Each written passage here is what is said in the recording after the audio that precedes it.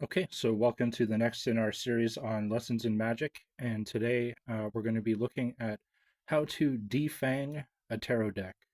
And this is a concept I've been working on for a little time, just in the back of my head, of just how to make a tarot deck more user friendly and easier to deal with or easier to understand from the perspective that we're going to be using it to talk about here on the channel. And because we're going to be using it to talk about archetypal stories and archetypal storytelling, at least to whatever degree that I'm able to do that. I'm not a genius. I'm not an expert on this subject. I just, this is a hobby of mine. But I just wanted to go through basically like sometimes when people think of tarot, they think of fortune telling and reading cards and trying to guess the future or control the future or control outcomes and all those kinds of things. And those are not the reasons why I like tarot or I like thinking about tarot or thinking about symbolism through the lens of tarot. Those are just sort of like side effects, like kind of like things that happen to also be something that you could do with tarot if you wanted to, but it's not something that I technically enjoy doing myself. And if you go back to my first episode on lessons in magic, it goes back to that central principle of I don't like to do calculations. I don't like to calculate against the universe or against God or against nature and be like, well, what if I did this? And what if I did that? And leave everything to chance. Um, and not take into account that random chance and luck do exist in the universe. And you can get yourself into some sticky situations where if you start believing your own hype, essentially, you start believing your own stories. Because you're calculating everything out and everything looks like it makes sense to you and you're like, oh, the signs, the symbols, they're all telling me I got to do this thing, and my life would just, everything would work out if only this one thing would happen to me, or this one person would do this thing for me, or this that thing for me. It's like, no, you've gone too far. You've gone too far into the sauce. You're not looking at the system properly anymore. You're trying to calculate your way out of things like it's some sort of a game. That's not what I like doing with these stories, or why I like looking at them.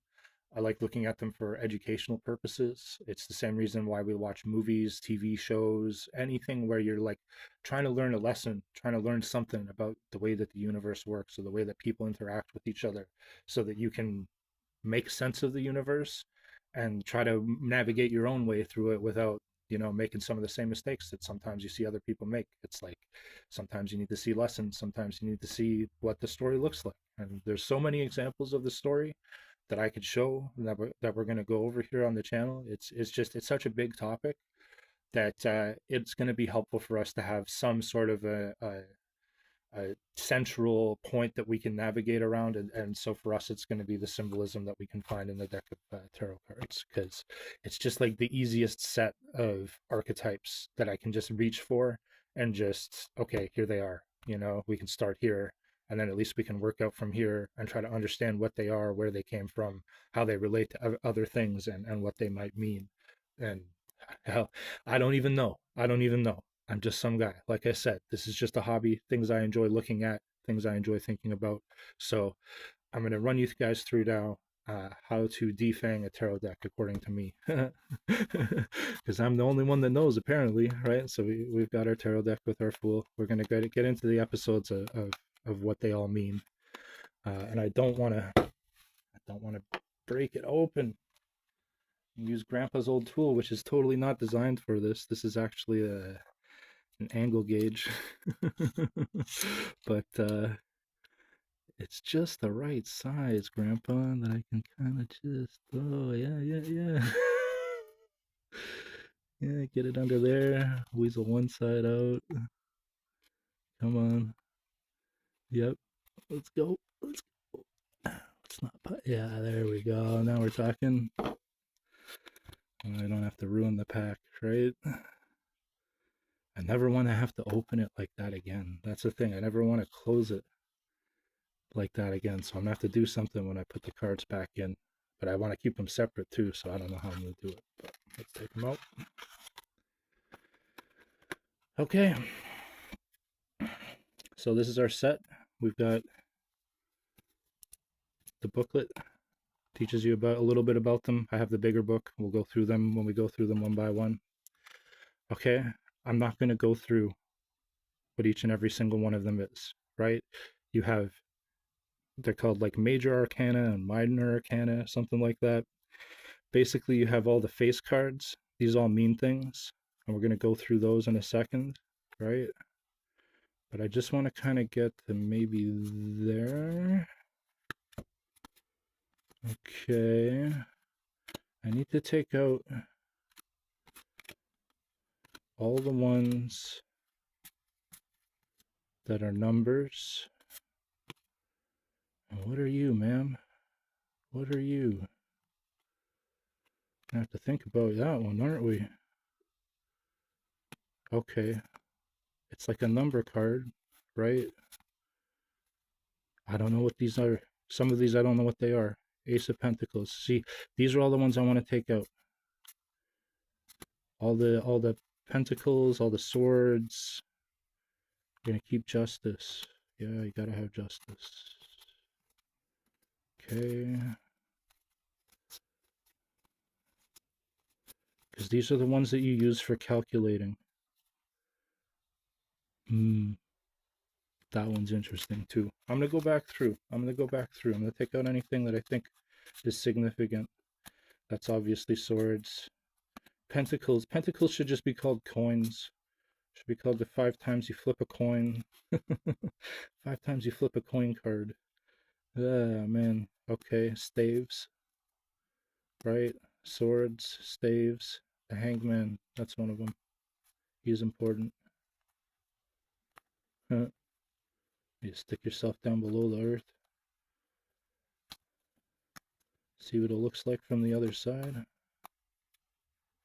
Okay. So that's most of the cards. We're going to take those out completely. I don't need to look at them.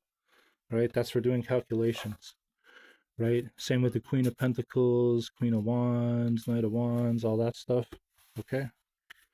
Should be. We shouldn't need them. We might need them if we're going to tell stories. We'll see. We'll see if we need them. Right? Okay. So I'm going to keep these ones. Huh. Like face cards I don't even understand. Somebody will have to tell me what they mean because I don't know. So justice, the hangman, chariot, the lovers, the fool. See, I'm going to get them all out of organization here too, right? So the fool, the sun, the high priestess, the moon, the magician. These are the ones we're going to go through. Yeah. So the star, but the page of swords. We're going to keep them off to the side. Okay, let's keep these, the ones that have names. Just because they have names, we're going to keep them off to the side because that's like a different set, right? Tower, Knight of Swords. See, this is the one. This is the one we're taking out, okay, guys? This is the one that always confuses everybody. It's the one that's I think is unnecessary in a deck of tarot cards to begin with, because I'm kind of like, yeah, everybody knows life sucks sometimes. You know, it's kind of like life sucks and you don't always get your way. You know, no, and the thing that always corrupts. You know what I mean? The thing that can't help but corrupt itself, right? It's like we know that those things exist in the universe. We don't need to know. We don't need somebody to tell us, you know? So he just goes back in the box. We take his power completely away right at the beginning. When we don't have to think about him anymore. You know what I mean? Because we got cards like this, which are way nicer, you know? Queen of Swords, Temperance, King of Swords, Death. Everybody thinks like, oh man, gotta watch out for that one. No. Death is a herald. Death is a herald. He tells you the thing in the story that has to change in order for something to progress, something to happen, right? And so it's not a death of a character. It could be a death of a character. Actually, it could be a death of a character. But it could be an internal. It could be something that in the main hero character, you know, that thing that they have to overcome, right? Where it's like suddenly they have that realization where it's like actually, you know, I am okay. Things were okay from the beginning, and I have to let go of that part of me, right? So that's why we leave him in, right? Compared to the devil. The devil, we already know life sucks. We don't, you know, Who needs somebody to rub that in or tell them that that's what, things are, right? I don't know what we do with the Ace of Cups. Aces, I don't understand. So that's calculations, right? This is more cups, right? Page of Cups, right? See, I'm thinking we're not going to need these ones either, right? This is all cups, Knight of Cups, Queen of Cups. Yeah, we're not going to need them. It's too much. It's too much to tell the archetypal story. This is for calculating, right? Like what everything means to each other. I just like the pictures. The pictures are pretty. That's like the real thing about these cards. It's like someday we'll go back through and we'll look at what all the pictures are. See, this is one you can't leave this guy out. The Hierophant, he's got to go in with these guys. The World, the Emperor, Judgment. This is the other one we're taking out. Okay. The De-Fang. If that's Fang number one is the double. Fang number two is Judgment. The reason Fang number two is Judgment is because and I'll try to explain this from the storytelling perspective, right? It's like if I was telling a story and I was like, the main two characters came out of the forest and they went into the town or whatever, and then I played Judgment. It's like, well, that doesn't make any sense from a storytelling perspective unless you're just trying to tell a story of like, is there some sort of meaning between them, what they did when they were walking out of the forest into the town? Is that all we're looking at? We're going to judge just those two things? That doesn't make any sense, right? Judgment usually comes at the end of the story. We already know that the judgment comes at the end or near the end, right? It's a thing that comes and it tells you like, okay, how do I feel about this situation? What am I supposed to do? What am I supposed to do, right? What's the real thing, right? But we don't need somebody to tell us that. We don't need somebody to put the card down on the table and be like, well, there you go. There it is. All the way, it's like, no, you already know. You don't need me to tell you. It's the same reason that you don't need somebody to tell you the other thing, right? So it's like we just gonna put them right away. We don't need them anymore, right? Why would we sit around telling ourselves stuff like that, stories like that? Not like we can tell them stories like that intentionally, right? To warn ourselves and to strengthen ourselves and be like, okay, here's what you do when you have to face something hard, face something, adversarial or whatever. But you don't want to be out there telling people like, oh, well, by the way, life, everybody already knows life, It's like, so the Empress, she's one of ours, right? Wheel of Fortune. That's funny. Oh God. There's our luck. That's our random chance and our luck. I don't know if we get more than one Wheel of Fortune in this one, right? Staves, wands, the Hermit. This is my guy. This is the best guy. The Beacon. You know, shining the way. Uh, as the waves smash against the rock, and he already knows the direction that he's got to go. And he's just trying to show others the way, you know.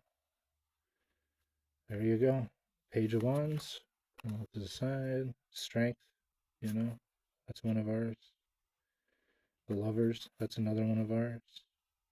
The Chariot is another one of ours. The Hangman and Justice. Let's see how many we've got. 2, 3, 4, 5, 6, 7, 8, 9, 10, 11, 12, 13, 14, 15, 16, 17, 18, 19, 20. So there's 20. I wonder who these are. You know? These are the ones I'm going to have to find out more about. Maybe I could look them up in the thing, but I doubt that it's going to tell me what I want to know.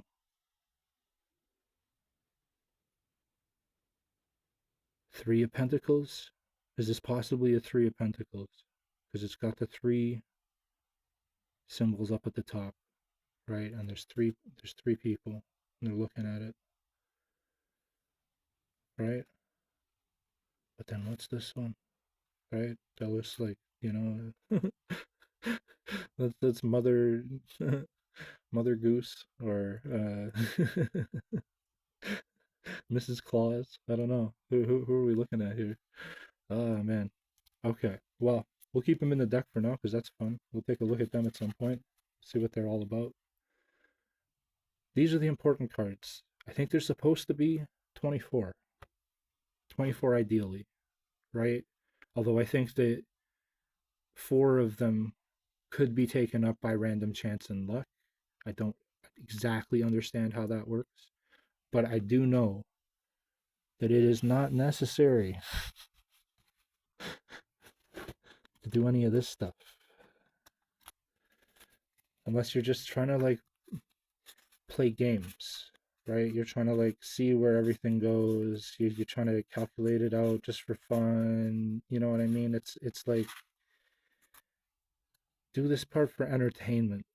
This part, right? Like if you're trying to just have fun with how you can calculate stuff with a system like this, like okay, then whatever. You know what I mean? But these are unnecessary to tell the lessons and stories that you can tell with this set alone, right? There's almost like 12 positive aspects and 12 negative aspects, but they're hidden because it's like a positive negative and a negative positive. Like there's always two sides to everything, right? So it's, you know, two of each kind. There's 24 if you count two of each kind. I'll just put it like that. Okay. So we've got our original starting set here that we're going to take a look at and see what we can find out. But just for anybody who's doing stuff with tarot cards,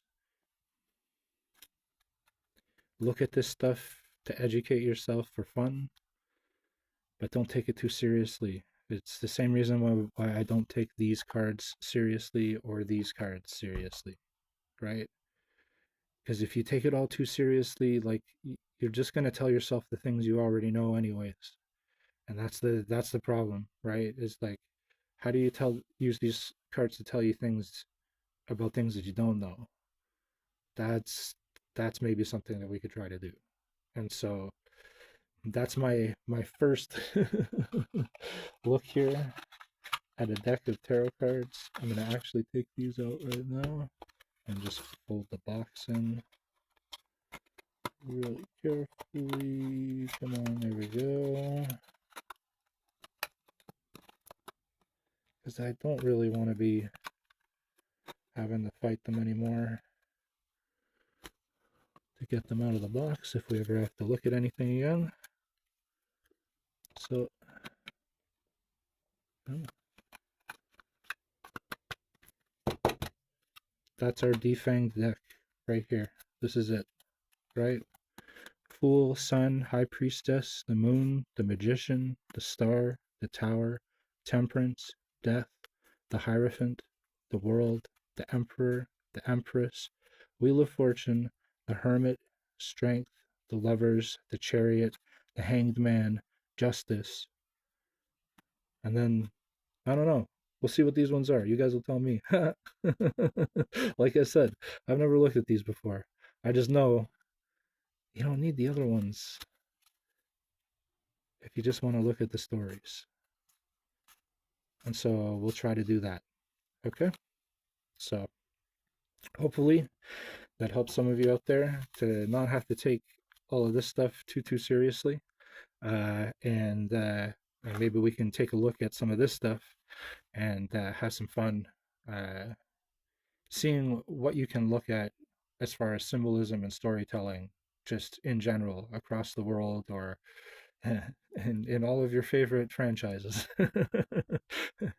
And we can even have some fun with seeing what happens when you randomize things and just explore. I'm this is all new to me as well, so I'm just as interested in where all this can go and what all you guys can teach me as well. So uh, hope you enjoyed the episode and hope that helps you to maybe take some of the edge, take some of the sting out of tarot cards because you don't need to use them to tell yourself bad stories.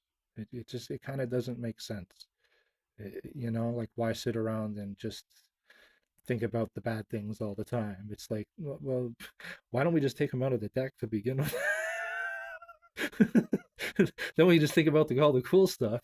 Think about all the cool stuff for a while, and be like, "Oh, okay, well, that's all right." Then we can go back and be like, "Ah, bad stuff's not so bad." And, you know, when you look at it with the perspective of all the cool stuff, maybe that could also be there. So maybe that's what we'll try to do on the channel, guys. So if you like that one, join me again next time where we will take a look at how we can do more magic with everyday things around us and symbolism and tarot cards here on the channel. So we'll see you for the next one.